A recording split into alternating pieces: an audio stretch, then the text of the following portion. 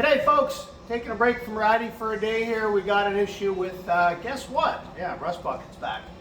Okay, the issue we got here has been going on for 11 months, so almost a year to the day.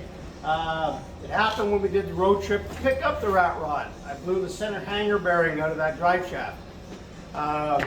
We ended up buying a part in a local shop and fixing it in my brother's driveway. It developed a slight vibration driving back from picking up the rat rod, and it's gotten progressively worse as the years gone on. Now, I've had it up on the lift once or twice, check it out, and look at the drive shaft, because of course that's obviously what it is. I mean, you break a hanger bearing at 120 kilometers an hour. Well, a few times I was going that fast, and it tends to bang things up a little bit. Anyway, we're gonna show you what's going on here. Okay, so I got the plastic protective sleeve off. It's on here just to keep the dirt out. I took it off when I was diagnosing this vibration, and I just didn't bother to put it back on, knowing that I was going to have to fix this. So what happened was, this hanger bearing, as you can see, nice and shiny, was what we ended up replacing. The old one completely blew apart, bearing just destroyed itself, and this drive shaft banged around in here. What happened was, the spline, the output splines of the front drive shaft got bent.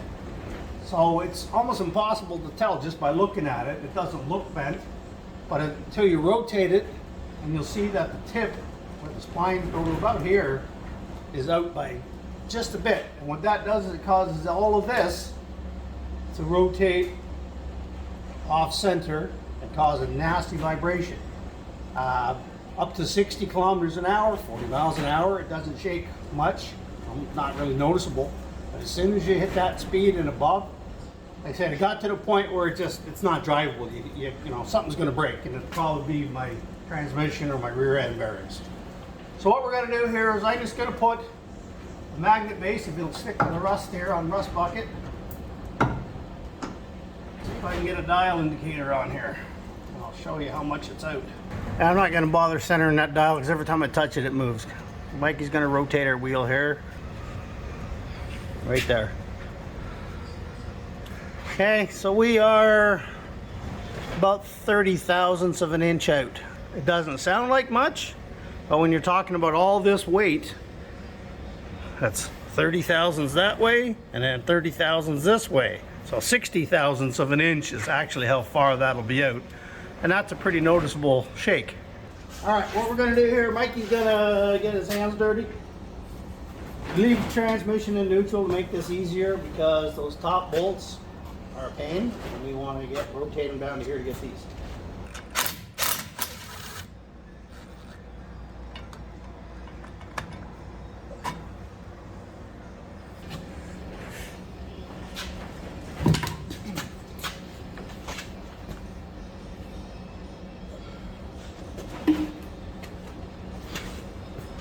There you go. So the actual bend is back in here where the bearing sits. And like I said, I've tried to bend it, I've heated it up, you never get it close enough where the vibration is gone, and I've had it with the shaky. Okay, the next thing we got to do is pull the hanger bearing out. Nuts on this one are 15 millimeter, subject to change. This is aftermarket. Mikey's going to pull them out. There's the studs, and there's just a nut on the other end. Kind of a tight spot. I would turn on my air compressor to do it, but you need to work out and get some muscles on. Summer's coming, you gotta get your beach body. I think, Mike, last time this was done, I did it in the driveway laid on my back. Is that a little easier to do on a lift, eh? There, oh, you didn't get the other one yet? Okay, you got the nuts off. All you gotta do now is lower that down without hitting yourself in the grate. And pull it to the rear of the vehicle off the slip yoke. Same as the front half. Right at the back of the transfer case. There you go. One bent drive shaft.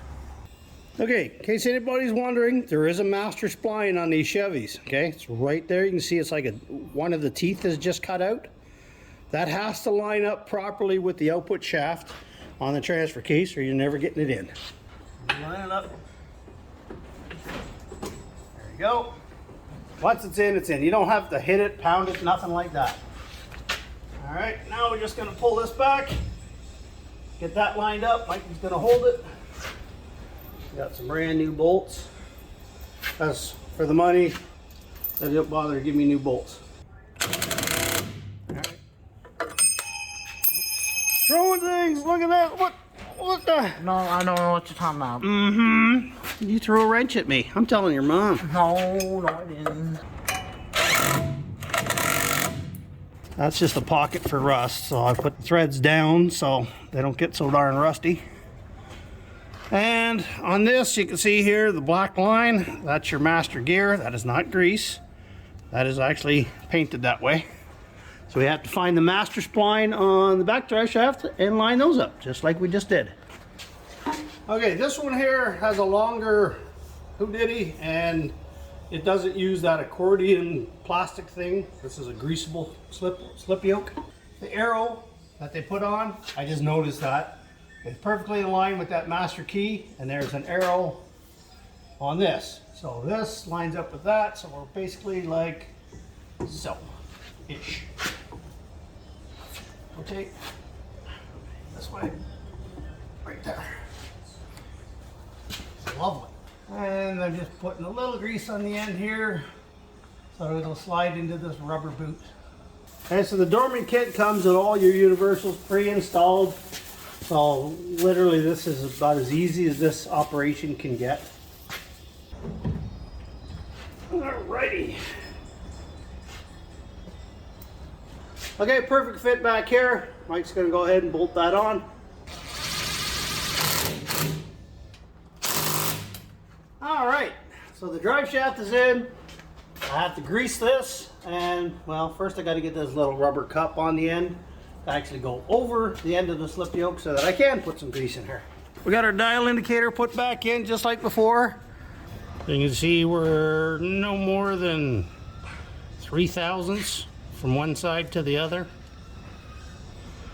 It's a heck of a lot better than 30 thousandths, so we're 28 thousandths less out around.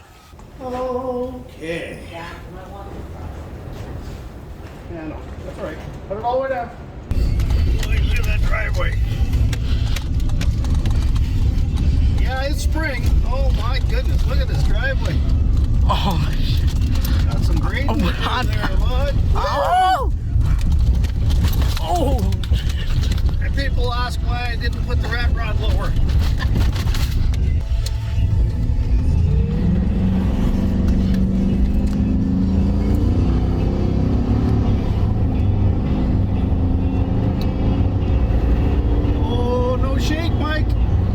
There's a tractor in front of us. And that wind is brutal though.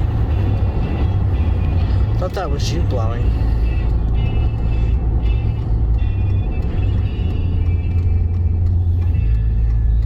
Farmer John there got himself a load of lumber. Alright, here are the 3 things you need to know. Another delay for the second phase of